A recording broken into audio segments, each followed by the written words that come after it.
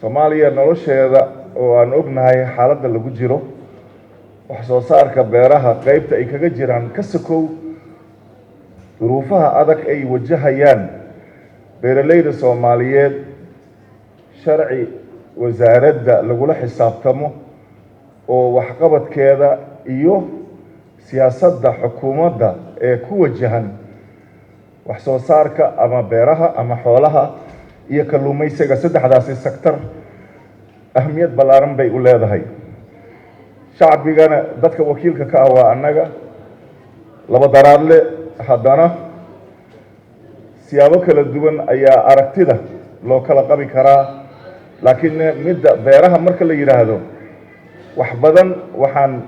tabaynaa oo aan arkaynaa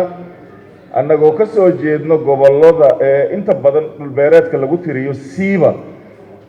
gobolkan Shabeellaha Hoose Koonfur Galbeed ka tirsan ayaan xubin ku matasha constituency-giisa ayaan ahay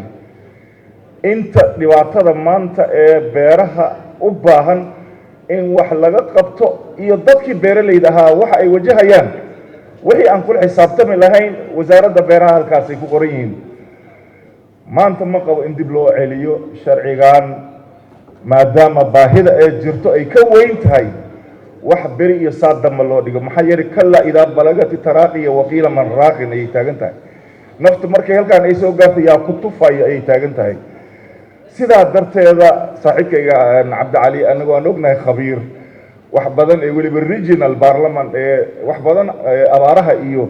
aqoontiisa inay gaarsiisan tahay horta inuu raalli ahaado candufta xoogaa gadaal u laqo hadda waxaan taaganahay badbaadin sharcina waa u baahannahay in aan saaxiibadeena inaan yiraahdo gacanta taaga mooyaane gacanta laabta inaanan dhihin haddii se aan sii daba dhiganayo marka gudoomiye adiga iyo ku xigeenada waxyaabo badan oo aan wasaaradaheena iyo xukuumadaheena ee hogaamada isku soo bedelay oo arrimaha beeraha marka laga hadlayo ilaa yoomana hada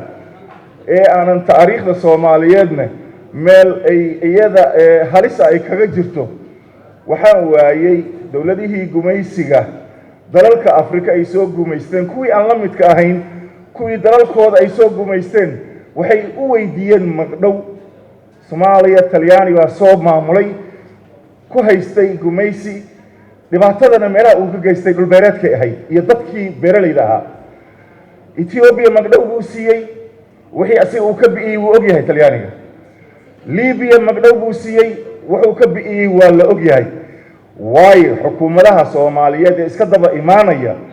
kali asayle wixii Talyaani uu ka geystay ee beeralayda Soomaaliyeed ee dhibaato ah ee ay ka soo qabsan laadahay magdhow loo weydiisan laayahay